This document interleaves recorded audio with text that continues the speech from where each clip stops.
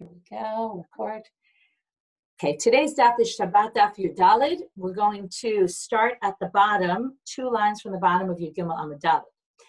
So we're in the middle of a partial list of these Yud Chet Dvarim, even though it's not all of the Yud Chet Dvarim, that Beit Shammai and Beit Hillel instituted, these takanot. So now we're going to talk about, we're quoting a Mishnah in what we read yesterday at the very end, and it's okay if you didn't understand everything, because we're going to go through each case now and explain why did they say that all of these cases, I'm going to remind you, are poslim et ha-truma.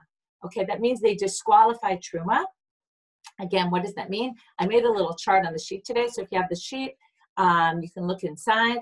I put it up in the chat here on the Zoom, for those listening on Zoom, and for those on the site, it's on the site. So here's how it goes. I'll review again. We'll review this many, many times over the course of time, because we're going to go through Tum and Tara a lot. So again, if you don't get all the details, don't worry yet. Okay, there's what's called Avi Avot HaTum'ah. Okay, if you look at the chart, that's a body of a dead person. He is like the top of the top, Avi Avot HaTum'ah. That can cause impurities of a person and kelim, utensils. Then that next item, the way it works is degrees. Oh, by the way, the Koren also, if you're using the Koren, has a very nice chart about this also. The next, if you want it in English, the Koren has it in English, because mine is in Hebrew. That then creates, the next level is going to be anything he comes in contact with, a person or utensil, is going to be an avatuma. In avatuma, so it could be someone who came in contact with an avi avot hatuma, a dead body, or it could be a nida, a yoledet, a zav, a zava, a nevela, a dead animal, a sheretz, one of the shmoneh shretzim, the 8 ones that are listed in the Torah.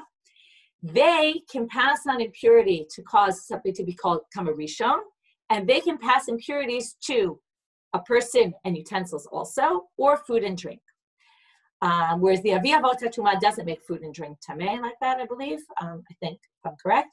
The next thing, so now we take this rishon, and that can cause secondary tumah, sheni l'tumah.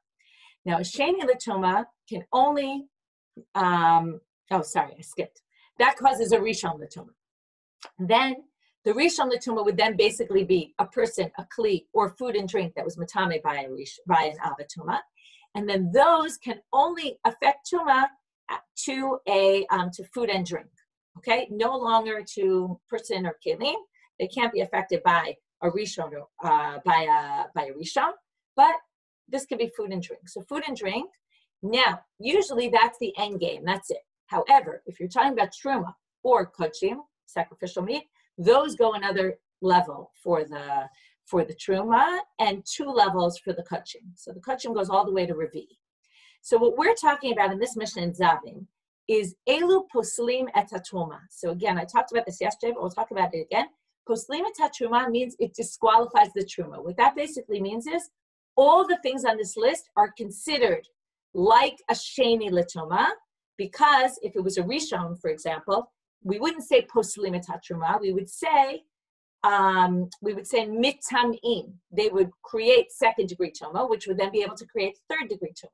When we say poslim, we mean that's the end game. So that means this is a sheni. This is going to disqualify the truma.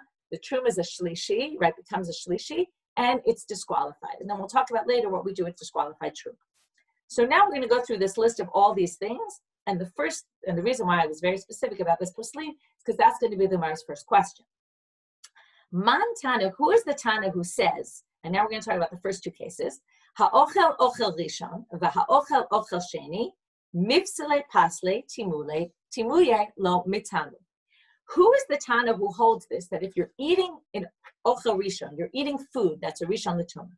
Or normally, tumah is because you've eaten something, the food comes in contact with something, or it's carried by something, or it has specific ways that it's b'tameh. But when you're eating it, it doesn't mean that you're tameh because you're eating tameh food. However, they instituted that while you're eating it, okay, the only time we do have this in real tumah is actual tumah that wasn't exera, is in what we call tumat beit habliya. That's if you're eating a nevela of an of tahor. If you remember learning this, great. If you don't worry, we'll get to it. But that's if you're eating a dead bird and while it's in your throat, you're matame, you carry tuma. But that's not what we're talking about here. Is that's by Torah law. This is not by Torah law. That while you're eating it and you touch something, you can disqualify truma. That means you're a sheni, and the truma becomes a shlishi, and it becomes disqualified. So now, theoretically, you might have said, if you're eating ochel rishon, maybe you should become a rishon, and then you'd be mitame the truma and not posel the truma, because if the truma becomes a sheni the truma, that means not only is it tameh, but it can also pass on impurities. So the question is, who is the Tana who's the author of this Mishnah in Zavim, who says that if you eat ochel rishon or you eat ochel sheni, it creates a shlishi, not a sheni, okay? It doesn't make you a rishon that creates a sheni. No, both cases you're considered a sheni. It's considered, right, the food you come in contact with is a shlishi, which again disqualifies the truma. So, Amar Rabbi Bar Chana, Rabbi Yoshua. Now you might wonder why they're asking, who's the Tana? Whenever they ask that, it means there's actually a debate about this, and we're going to see the debate. It comes up in a Mishnah in Tahavot. So, Ditznan. Rabbi Eliezer Omer, ha'ochel ochel rishon, rishon.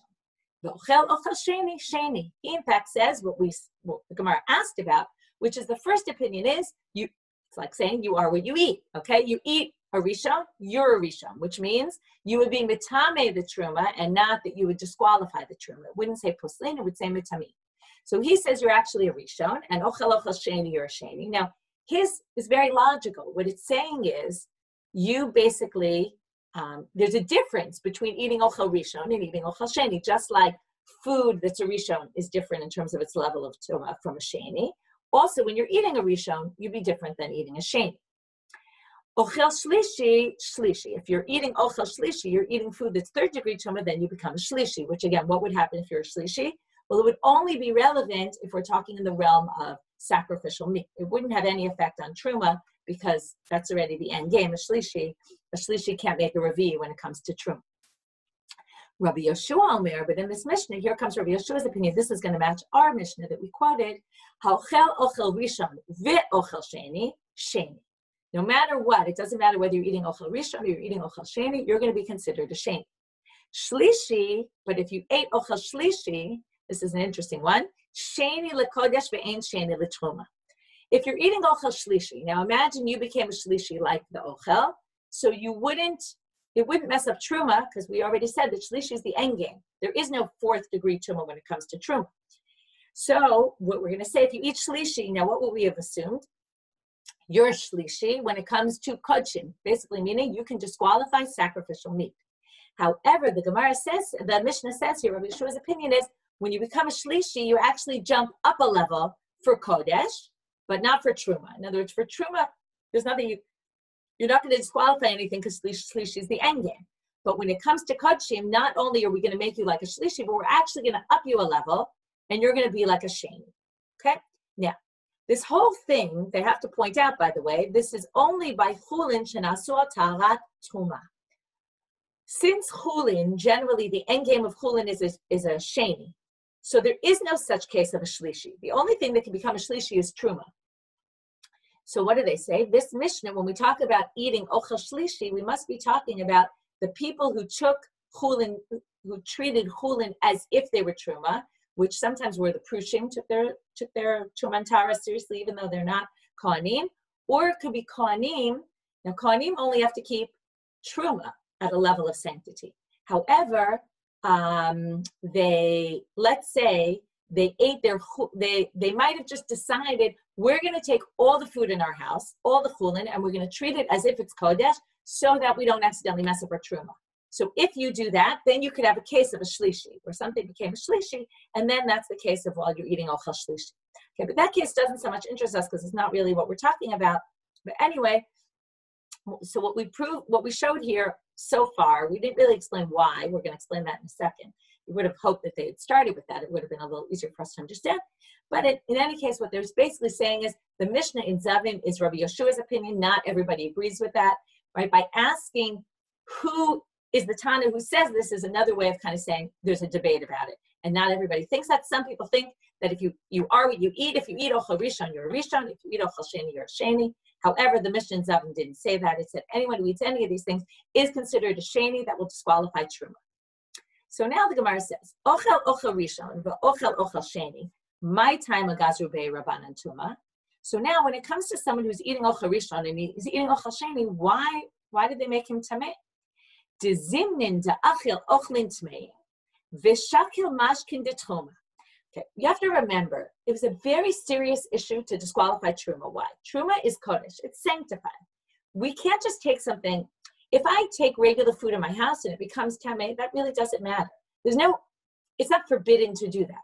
However, it is forbidden to disqualify truma. To make truma impure is forbidden. So we definitely don't want that to happen. So therefore, what do they say?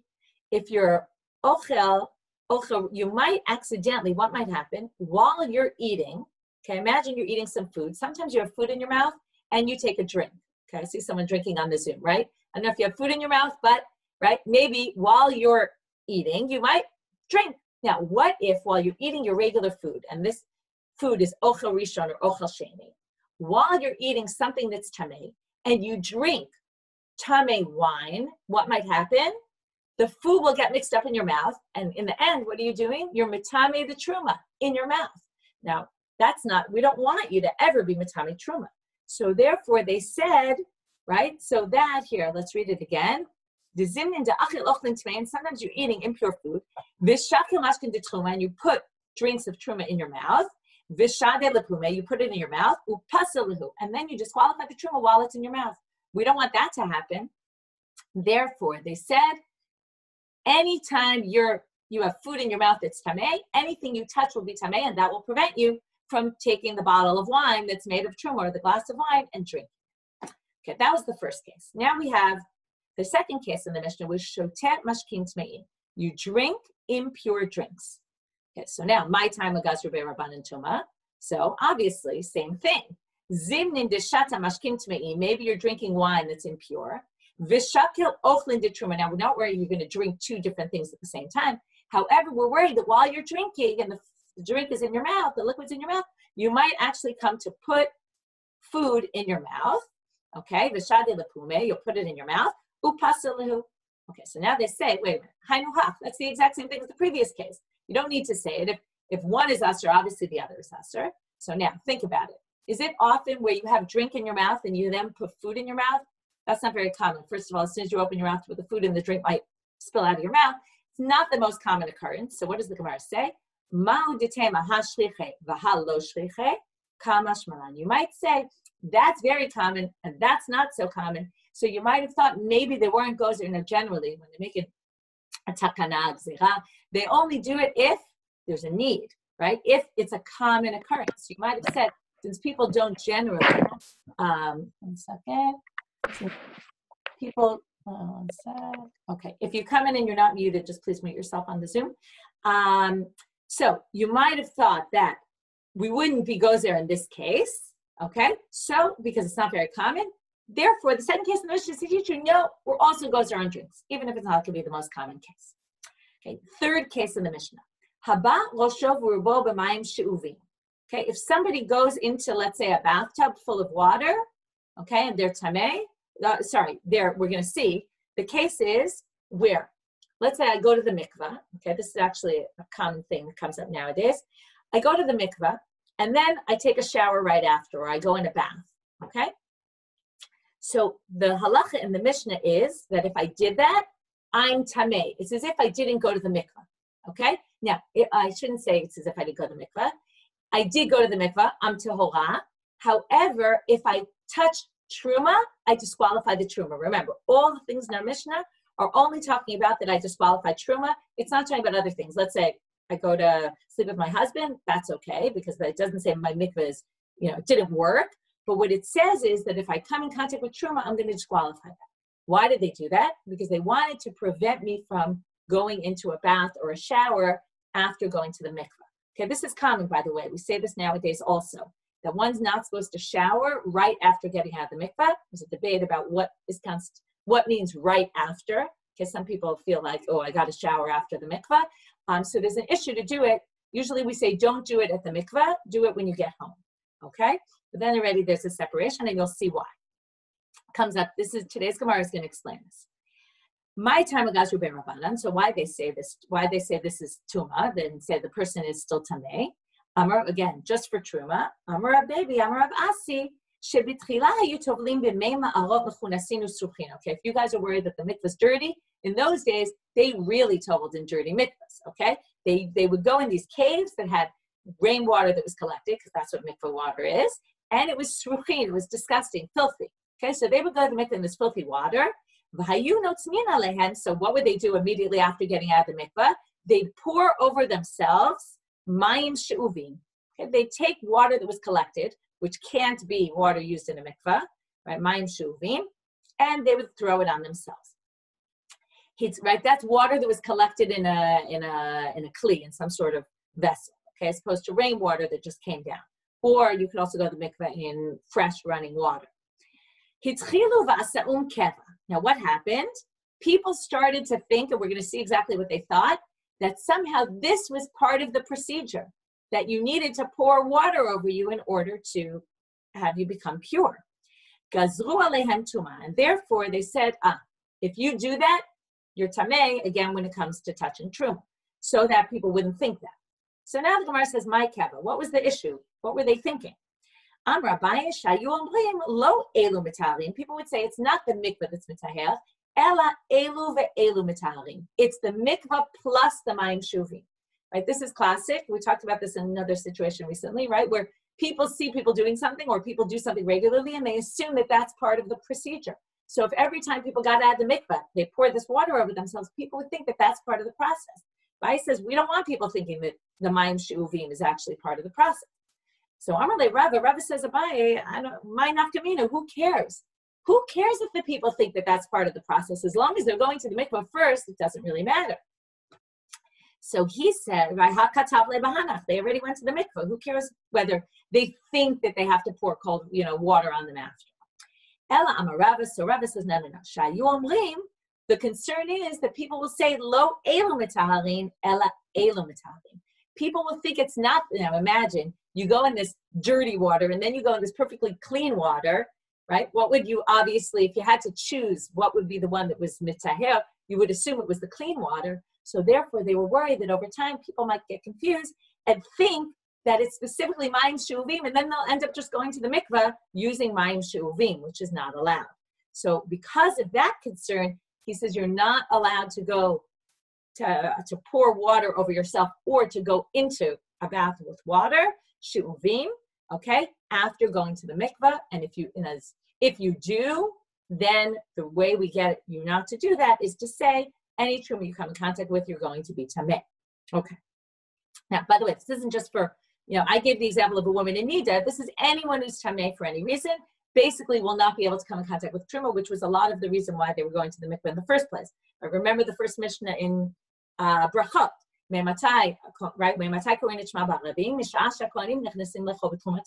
That was the kohanim were constantly going to the mikvah, right? They would go in order to eat their truma. So if this apostle's truma, it's not going to really help you. Okay, the next case. Okay, anyone who learned Nida with us knows that there's this issue of 3 log of water, that there's certain things that it actually can actually work for, okay? Pouring over yourself water of 3 log of water, even though generally it doesn't work as a mikvah, but there are certain things, and that's why they're using specifically this shiur. Now they're telling you that forget if you were tameh, you went to, right, the previous case was you were impure. You went to the mikvah, and then you went into this mayim she'uvim. Now we're going to say, forget about that. Let's say you're pure. You don't need a mikvah at all. But you pour on yourself 3 log of this mayim she'uvim. We're going to say that at this point, you disqualify truma, which is crazy. Right? You're totally pure, and yet by pouring this water on yourself, you've now made yourself impure as relates to truma. So, my tamagazu be'Rabbanan tuma. So now they say like this, De iloha lo kaimaha. If we didn't say this, then nobody would keep the previous gzera. Now, why is that? Because really, the previous gzera is actually the same thing.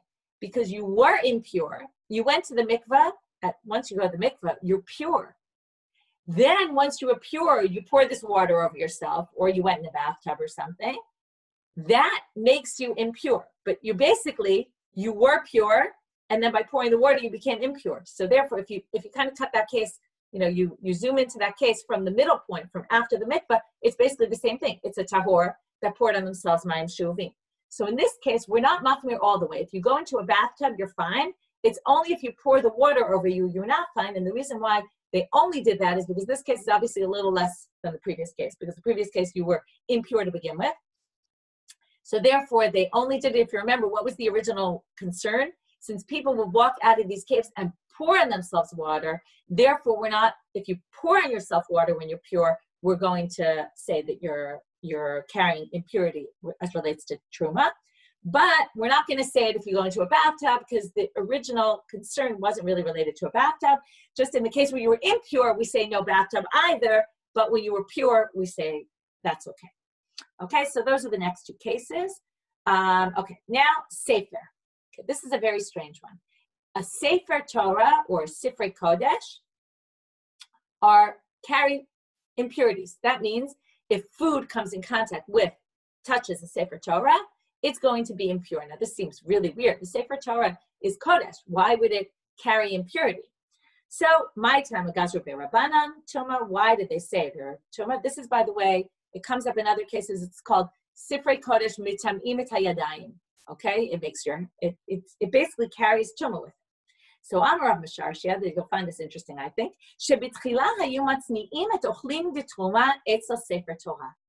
What would they do in the beginning? They would say, let's put our truma food, how do you keep your truma food separate? And the people know this is truma, this isn't. Well, the best way to do it is, let's put it near the Sifrei Kodesh. We'll hide it there, okay? Why? The Amru high Kodesh v'high Kodesh. This has sanctity, and this has sanctity. So let's put them next to each other, and that way you remember that food is sanctified. But what happened, if you can imagine, if they put the food next to the Sifrei Kodesh, what will happen? Well, food attracts mice. So, but then they saw it was causing this huge hefsed, because the mice were getting to the food, and once they were with the food, they were with the Sifrei Kodesh, they were eating through the Sifrei Kodesh. Well, that's certainly not a good situation. Therefore, how did they prevent people from doing this? Gazru Rabbanan Tuma. They basically said, well, if your food, your truma food, comes in contact with the Sefer Torah, or this is any Sifrei Kodesh, it's going to disqualify, right? It's going to disqualify your truma. Therefore, they're not going to put the truma next to the Sifrei Kodesh, and therefore the mice won't come, and therefore they won't eat through the Sifrei Torah. Okay, interesting. V'hayadayim, hands. Hands carry truma. Why? We assume that your hands are constantly coming in contact with things. They're touching things. Now, the question is, what are we concerned they're touching? So Rashi brings two interpretations. If you look in Rashi, he says, "V'nogim b'bsaro u'b'mkom tinofet." Your hands are always dirty, right? Think about it. Now everyone's obsessive with washing their hands because of coronavirus. Right? We're washing all the time. But if you don't wash your hands all the time, your hands really get dirty. And imagine in those days, right? They didn't have regular sinks and soap and all that. Hands were dirty. Well, what's the problem with hands being dirty? It's not tameh, but they say genai l'truma b'kach. It's not nice for the truma to be touching the truma with dirty hands. Vinim aslo, chlink, shenogabi, yadayim masago, right? It's also gross for your food. If we're talking about disqualifying truma food, it's not good for the food, right? Many people, if they don't wash their hands regularly, they wash their hands before, right, going out the bathroom, or they wash their hands before they eat, right? So therefore, they said, yadayim are tmeim, so that people will start washing their hands before they eat. But then they say also, Rashi adds, so either it's worried your hands are dirty, or we're worried that your hands came in contact with something impure. So therefore, they were gozer yadayim for that reason, that your hands, again, are postal truma, and that would cause everyone to wash their hands before they eat, which is in fact why we do netilat yadayim before we eat. It's because then the Kohanim will wash their hands before they eat. Tan, Breita says, Af yadayim habaot machmat sefer, poslot et hatruma. Now, there's a Breita that added not just regular yadayim, but if your hands touch the Sefer Torah, then it also disqualifies truma. So now they say, why is this? Mishum de Rabbi Parnach, de Amar Rabbi Parnach, Amar Rabbi Yochanan, ha'oches Sefer Torah ahom nikbar ahom. Okay, if you touch a Sefer Torah naked, this means with your naked hand. This is why we have a yad that we use, and people are very careful not to come and touch a Sefer Torah. Right? We kiss the Torah, right? When they make a bracha to Torah, they kiss it using using something, right? They don't kiss it directly. They don't touch it. Why is that? Well, here it says that if you touch a Sefer Torah with your naked hand, you will be buried naked. Okay, so first of all, they say, Arom Salkadatach, you're going to be buried naked. Nobody gets buried naked. What are you talking about? Ela Amar Abizera, Arom below mitzvot. You'll be buried naked from mitzvot. So now the Gemara says, what are you talking about? Below mitzvot Salkadatach? Okay, wait a minute. I've done many, many mitzvot in my life, and I touch a Sefer Torah directly. It wipes out all the mitzvot I did until now. I said, no, must not mean that. Ela ema arom below otam mitzvah. This is very interesting. This means, let's say I'm learning from a Sefer Torah, and while I'm learning from the Sefer Torah, I touch it, okay? So what did they say? Basically, it wipes out that mitzvah of learning Torah. That day that I learned Torah and I touched the Sefer Torah, that mitzvah is deleted, okay? This is kind of, it's not exactly, but it's like a mitzvah haba ba'avera, right? I did it in a non-appropriate way. It's as if I didn't do it. So that's what they're saying. Okay, so now they're telling you again, so now let's go backwards. The rabbi said, if your hands have come in contact with the Sefer Torah, then they touch truma, right? Your hands disqualify the truma. The whole reason why they did that was to prevent you from touching Sefer Kodesh. Okay, it was preventative measure. So now they say like this, wait a minute, there's something a little bit strange. First we said, all hands, pasal truma, and then we said, hands that touch Sefer Kodesh, pasal truma. So, ilema hegazer beresha, which one was instituted first? Ilema hagazer beresha, if you want to say all hands disqualified truma was instituted first, well, kevanda hagazer beresha hatu lamali. Well, then there'd be no reason to say if your hands touch Sefer Kodesh, they pasal truma, because any hands pasal truma. So it must be, right? Therefore, ela hagazer beresha. It must be the first they said that you shouldn't. First they said any hands that touch Sifrei Kodesh are pasal truma, and then they said after that they then made a takana about hands in general. Okay, next one, Tvul Yom. Okay, what's a Tvul Yom? Again, going back to our Kohanim shenichasim lecho b'tchumatan. When is that? At nighttime. But when did they go to the mikveh? Generally, if you were already tamei the night before or that morning, you would go to the mikveh in the morning or anytime during that day. And then you'd have to wait, though, till the sun fully sets, till 3 stars come out, Seder Kochavim, and then you become tahor. So now, the Mishnah Zavim, again, going back to our list, listed as one of the things, if you're a Tvul Yom, that means you already went to the mikveh, but it's not yet, the sun hasn't set. So, Tvul Yom, that doesn't make any sense to say you're pasal truma. I mean, it does make sense to say it, but it doesn't make sense to say that's a gzera, d'oraita. That's a d'oraita halacha. The halacha is, right, it says in the Torah, Dichtiv, Uba hashemesh v'taher. You're only going to be pure at nighttime. Why did the Kohanim wait to eat their truma until nighttime? Because the Torah said that you can't eat until nighttime because you're impure, even though it's actually a strange thing. You've gone to the mikveh, right? When women go to the mikveh after being in nida, as soon as you go to the mikveh, you're pure. But these kinds of truma, you would go to the mikveh in the morning, but you actually are not pure all day long. So of course you're disqualified truma. You don't need a gzera to tell you that. The Torah says that. So what's their answer? Smei mikan tvul yom. Oh, delete that off the list. Doesn't really belong on the list. If you see on my chart, right, when on the list, right, it's crossed out. Okay, I crossed it out on the sheet there. Okay, I put a little X through it because that's not really part of the list. So now we're down to 9, by the way. If we're keeping count, okay, again, there's a little bit of debate anyway how to keep count, whether some of these things are considered separate things or the same thing. But we're down 1 right now. We're still far from the 18. Okay, so now, next case. Ha'ochlin shenitzma'u b'mashkin. Okay, this is food that came in contact with a liquid. So now they say b'mashkin demai. What kind of mashkin? What level of truma are these mashkin that we're going to say are posel the truma? Ilema b'mashkin haba'im achmat sheretz. If you're going to say these are liquids that came in contact with the sheretz, go back to your list. A sheretz is an avatuma. So if a liquid came in contact with a sheretz, what would it be? It would be a rishon, a first-degree tuma. If it's a first-degree tuma, well, first of all, it wouldn't just only disqualify truma, it would also be mitame truma. And secondly, that's d'oraita ninu. That says in the Torah, it wouldn't be a gzera. Dichtiv, v'chol mashke asher yishtel. Okay, I'll read you the whole pasuk. It says, Mikola ochel asher yochal, right? Any food that water gets upon it, this is what we talked about the other day, susceptibility to tuma, yitma, and anything you drink, right, that came in contact with this sheretz will be tameh. Ella, it must be mashkin haba'im machmat yadayim. It must be liquid that your hands came in contact with. Now, if your hands, what did we say? Your hands are a sheni. Your hands come in contact with a liquid. That generally would be called a shlishi. But what did they say? They said, no. We're going to make those liquids up a level to a sheni. The liquids are going to jump up. They're going to be a sheni, and therefore they'll passel truma. Sorry, my mistake. They're going to be a rishon. What are we talking about here? We're talking about ochlim, food that came in contact with a liquid. So again, my hands are a sheni. They touch a liquid. That liquid, instead of just saying, oh, it's only a problem if it's truma, is now going to basically go up a level to a rishon. The rishon, right, is now that liquid will be in contact with food. That food can disqualify truma because the food is a sheni, and now the truma will be a shlishi. Ugzera, and what's the reason why they institute this gzera?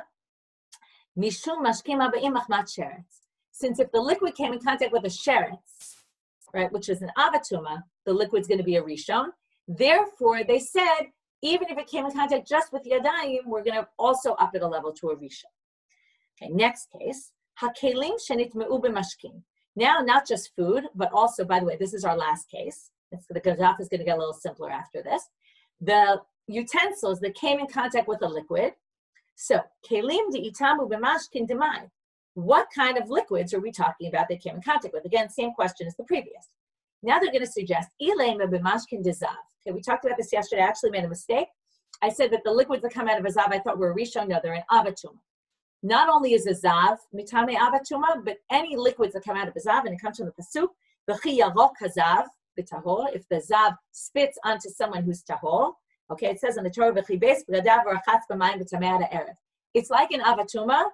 How do we know it's an avatuma? Because it can be mitame adam and kelim. Only an avatuma can pass on tuma to a person or food.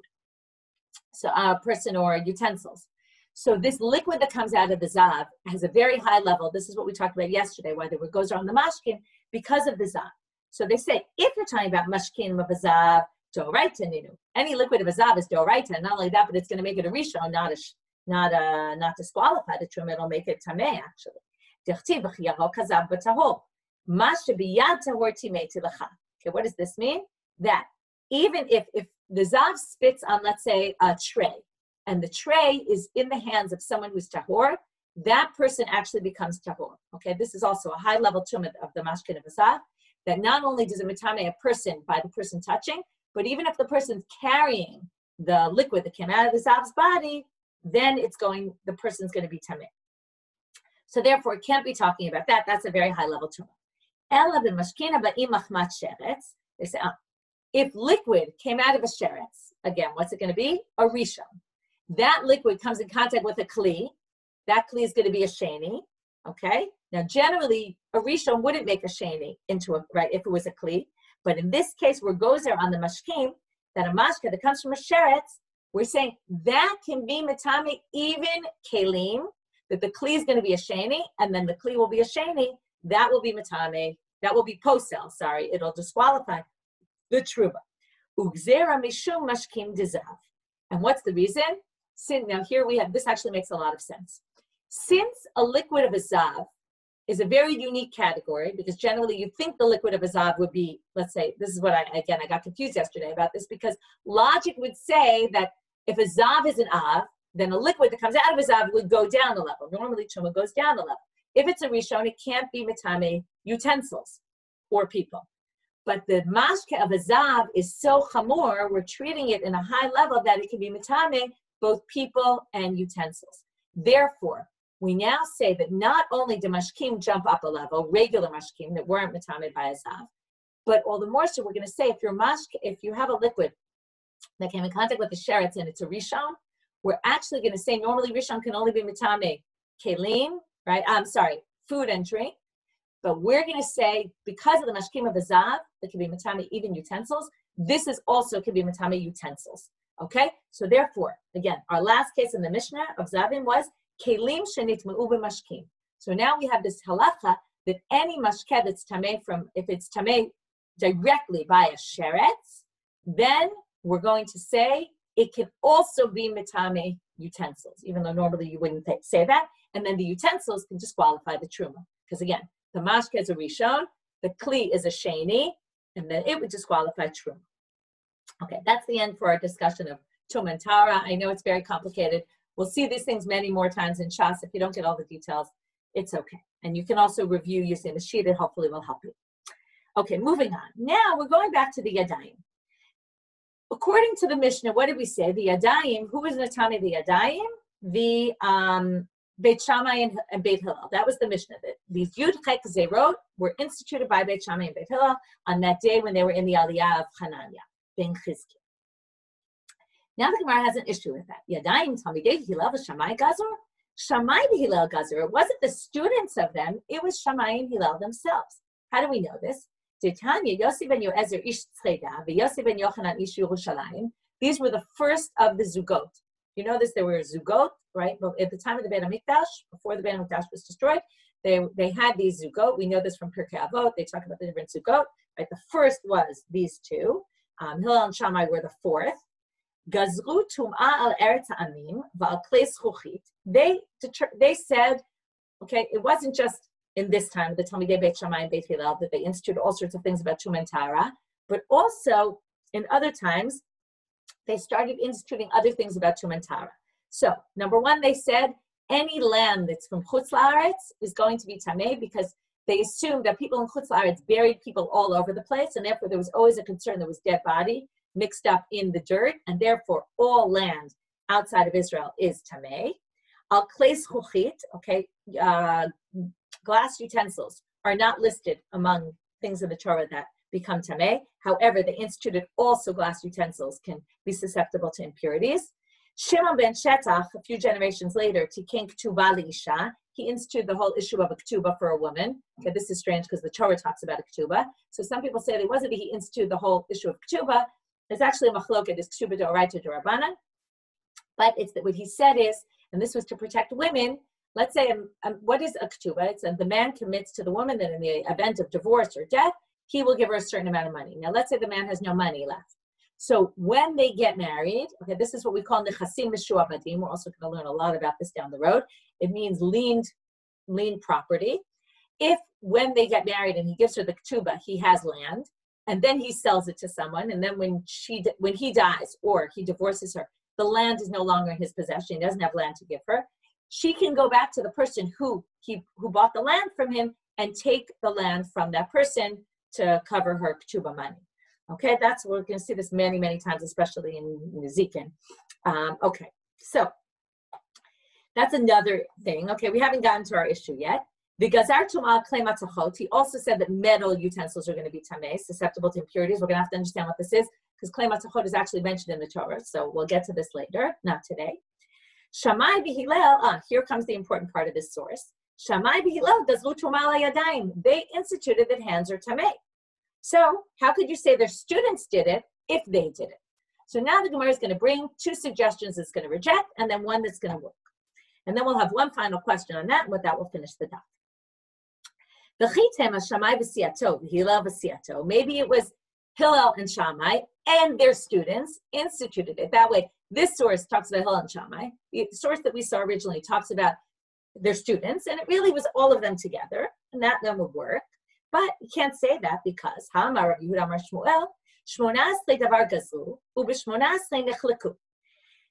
when they talked about this instituting of the 18 things, and this is what I said yesterday when we were trying to understand the Mishnah, that there were 18 things they debated, and there were 18 things they instituted. Okay, so there were 18 debates, and there were also 18 gzerot. So now they say, but it couldn't be that this is all talking about Hillel and Shammai with their students, because interestingly enough, we always think about Beit Shammai and Beit Hillel arguing about everything, but Hillel and Shammai themselves didn't disagree. It was the students that had all these disagreements, but they themselves didn't really disagree so much. How do we know this? Because Rav Huna says,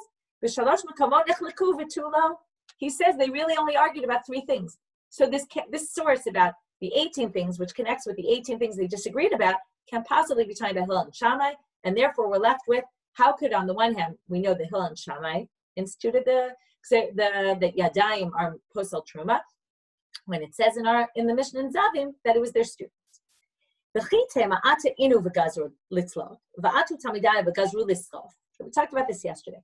What do you do if truma gets disqualified? You have to burn it because it's kodshim that got impure, that became impure. However, what if you're not sure if they became impure or not? There's a suffix about it. So if there's a suffix, what do? Tolin. We leave it. We can't eat it because it might be impure, but we also don't burn it because it might not actually be truma. So now, Rabbanan, if let's say the rabbis say this is tamei truma, the question is, do we burn it or do we say we're tolin? Because we don't want to burn it if it's not really truma d'oraita. On the other hand, we can't eat it, and maybe we should burn it. So maybe the first takana was that Hillel and Shammai said, if your hands touch something, well then, litzlo, we leave it. We don't eat it, but we don't burn it. And when the students came along a generation or two later, they said, no, we burn it. Okay, and maybe that's the difference. But that can't be because ela atu inu gazor velo kiblu minayu. They say, no, sorry, I skipped the line. Ilfa said that from the very first moment that they were gozer on Yadayim, it was that they get burned. So it can't possibly be that that's the case. So therefore, here comes the answer. And this is very interesting. Atu inu gazor velo kiblu minayu. Atu tamidayu gazor v'kiblu minayu. Hillel and Shammai instituted the Yadayim are posel truma, but people didn't accept that. They said, no, we're not doing that. But when their students said it, a generation or two later, then people were already willing to accept it. What, of course, did this make me think about? Every night, right, Netanyahu gets up and says, we're instituting more and more and more, right? Now you can't leave your house really almost for anything. If he had said that from the beginning, nobody would have listened, right? But sometimes you need to get used to an idea. You need to kind of, right, it's gradual. So in this case, it's not exactly the same because it wasn't like they did anything gradually, but it was that they instituted this and just nobody listened. But over time, people heard it and got used to it, and eventually they were willing to accept it. So that's the way they explain it. Final question for today. Shlomo Gazar. Wait, forget about Hillel and Shammai and not their students, but it actually predates them by a long time. Shlomo HaMelech apparently instituted Yadayim. How do we know this? So Amar Rav Yehuda Amar Shmuel, B'sha'ah she'tiken Shlomo eruvim v'netilat Yadayim. When Shlomo instituted the concept of an eruv, and the concept of netilat yadayim, okay, it certainly doesn't say this in the book of Malachim, but the rabbis say he actually instituted netilat yadayim, which is exactly for this reason.